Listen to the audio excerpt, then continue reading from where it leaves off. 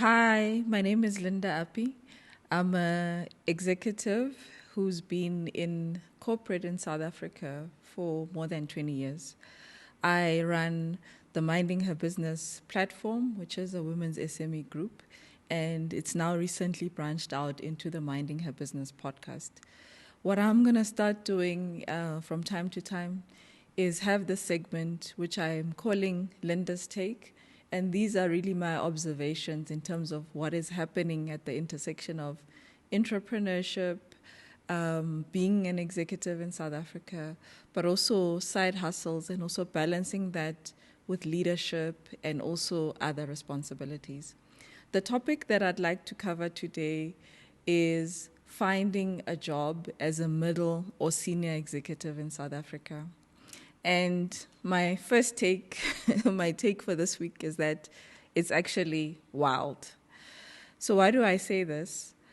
Number one, there's a lot happening, guys. Interviewing is not what it used to be.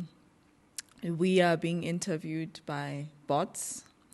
Panels and case studies are the norm. And yeah, I think it's not what it was when we started out 15 to 20 years ago. So let me talk about that bit by bit. So number one, yes, you have to apply for the role. Yes, get online, get on the websites, get your CV ATS-compliant. Make sure that you adapt it for each of the roles that you're applying for. But that's actually not enough. You need to actually do more.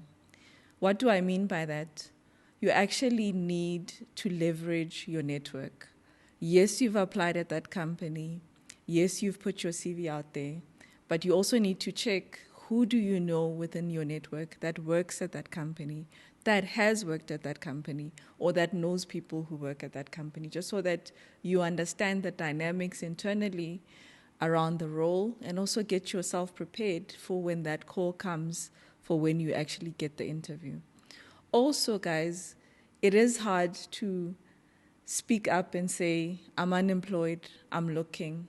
Who would have thought that in this day and age, 5 years ago, we didn't really have people saying on LinkedIn, number one, I'm open to work, or number two, hey, having people actually DMing you their CVs and asking for roles, or people actually having posts that talk about the fact that they are looking, they're in between roles, etc.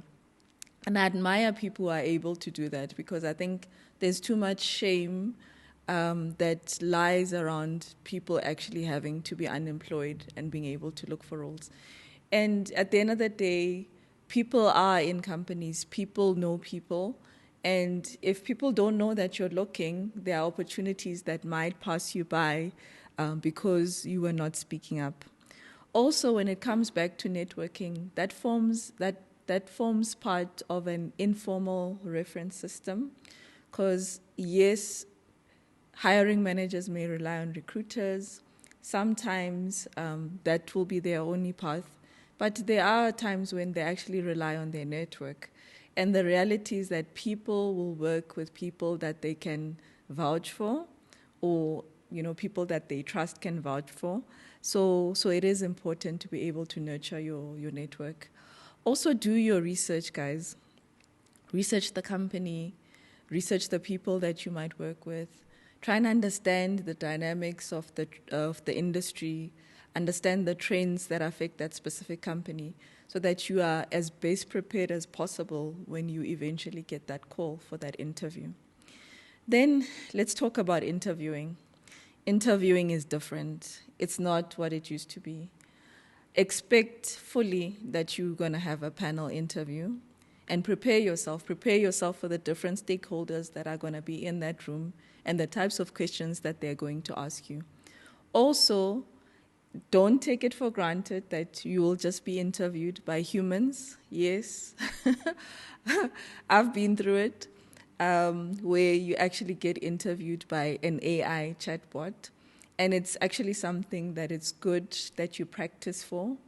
And in my own experience, the bot gave me a 30 seconds where it was asking me a scenario-related question.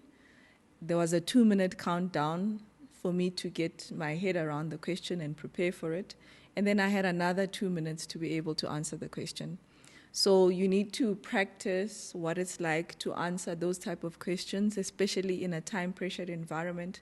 And also remember, I don't actually think that it's just about the questions, but there's actually something else that's being tested for as well.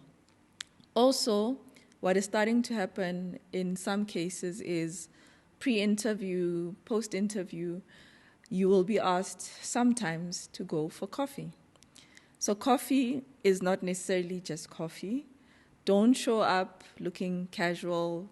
Don't take it as, okay, no, it's just a chat that I'm having with someone. Prepare for the coffee as if you are actually going for the interview. Make sure you have researched the individual. Make sure that you are professional and that you best represent yourself in the best way as possible. And as I said earlier, prepare yourself that you will be asked to do a case. Prepare yourself that you might be asked to show and demonstrate the skill set that is required for the job. And unfortunately, guys, what's happening is that, yes, there will be people who do misrepresent their skill sets on CVs.